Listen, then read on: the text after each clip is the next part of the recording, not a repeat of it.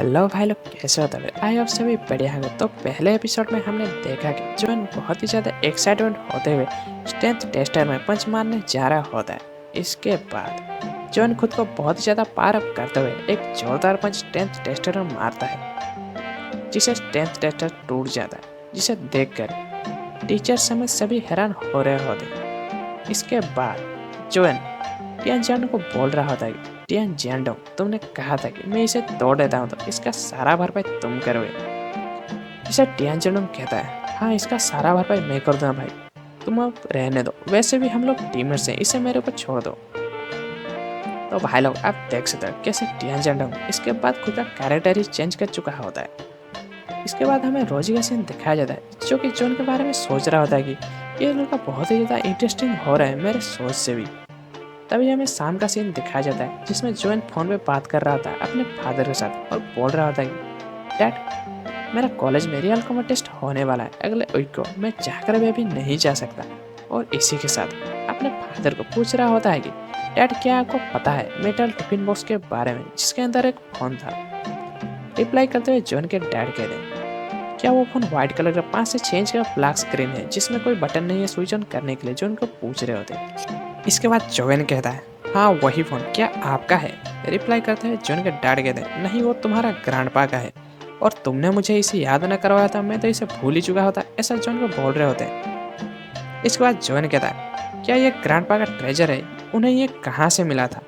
जिसे जॉन के फादर कहते हैं, तुम्हारे ग्रैंडपा एक कारपेंटर थे जो कि एक कंस्ट्रक्शन साइट में अपने कोवर्कर के साथ काम करते वक्त उन्हें एक कुएं के अंदर से एक बॉक्स मिला था जिसके अंदर ये फोन था, जिसका कोई बटन नहीं था स्विच ऑन करने के लिए, ऐसा जॉन को बोल रहे होते हैं। इसके बाद हमें जॉन का टाइम टेबल का सीन दिखाया जाता है, जो कि रात को गेम खेलता है और सुबह क्लास के दौरान सोता रहता है, और ट्रेनिंग के दौरान जब सभी लोग ट्रेनिंग कर रहे होते हैं तब जॉन एक जगह बैठ कर गेम खेलते खेलते वहाँ से ले रहा होता है, क्योंकि भाई लोग हमें पता है कि जॉन को कोई ट्रेनिंग की जरूरत ही नहीं है, वो तो गेम खेलते खेलते खुद का लेवल अप कर रहा होता है।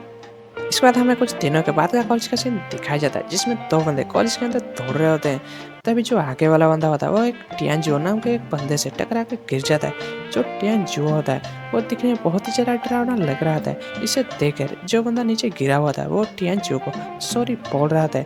इसे टियानजुओ गुस्से से देखता है और वहाँ से चला जाता है। इसके बाद वो दोनों दोस्त टियानजुओ के बारे में बातें कर रहे होते हैं कि जो टियानजुओ है वो कितना ज़्यादा डरावना बंदा है, ऐसा बोल रहे होते हैं। इसके बाद हमें टियान जियांडोंग को दिखाया जाता है, जो कि जॉन को बोल रहा होता है कि जॉन मुझे माफ करना, मैं अपने दोस्त की टीम को ज्वाइन कर रहा हूँ, इसलिए मैं तुम्हारे साथ टीमिंग नहीं कर सकता, कहकर वहाँ से चला जाता है। तभी लीजी भी जॉन को बोल रहा था कि जॉन मुझे माफ करना, मैं तुम्हारे साथ टीमिंग नहीं कर सकता, कुछ पर्सनल रीजन की वजह से, बोलकर वहाँ से चला जाता है।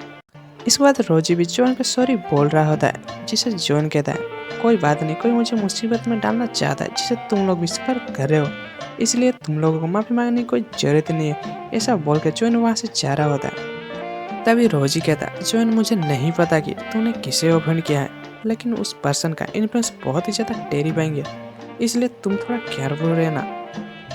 इस बात जॉन वहाँ से जाते हुए सोच रहा होता है, अब कहाँ से ढूंढूं एक भरोसेमंद टीममेट्स को इस रियल कॉमर टेस्ट के लिए, ऐसा सोच ही रहा होता है। तभी टीचर है उसे बुलाते हैं अपने ऑफिस में और पूछ रहे होते हैं कि तुम्हें नहीं पता क्या वो वाला टियानजुओ के बारे में?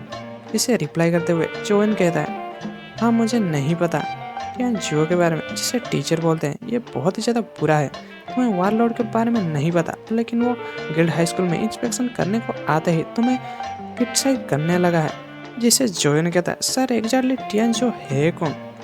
जिसे रिप्लाई करते हुए टीचर कहते हैं, टियानजुओ एक बहुत ही ज़्यादा पावरफुल बंदा है, जो कि अपने 20 साल की उम्र में ही एक हाई रैंकिंग ऑफिशियल जितना पावर अचीव कर चुका था, जिसे ईस्ट एरिया मिलिट्री बेस में एक एक्स्ट्रा ऑर्डिनरी पर्सन माना जाता है, ऐसा जॉन को बोल रहे होते हैं। तभी जॉन कहता है, सर लेकिन टियानजुओ मेरे खिलाफ क्यों है? रिप्लाई करते हुए टीचर कहते हैं, इसके बारे में मुझे नहीं पता, लेकिन टियानजुओ तुम्हें बैड स्टूडेंट बोल रहा है, इसका मतलब वो तुम्हारे साथ कुछ भी कर सकता है, इसके लिए तुम्हें केयरफुल रहना चाहिए। इसे जॉन कहता है, वो एक हाई रैंकिंग ऑफिशियल होने के नाते वो किसी स्टूडेंट के बारे में ऐसा कैसे बोल सकते हैं, जिसे किसी स्टूडेंट का फ्यूचर आगे चलकर खराब हो सकता है। तभी तभी टीचर कहते हैं, इस मैटर को हम बाद में देखेंगे, अभी फिलहाल तुम्हें किसी टीम को ज्वाइन कर लेना चाहिए, क्योंकि तुम्हें रियल कॉमर टेस्ट भी देना है।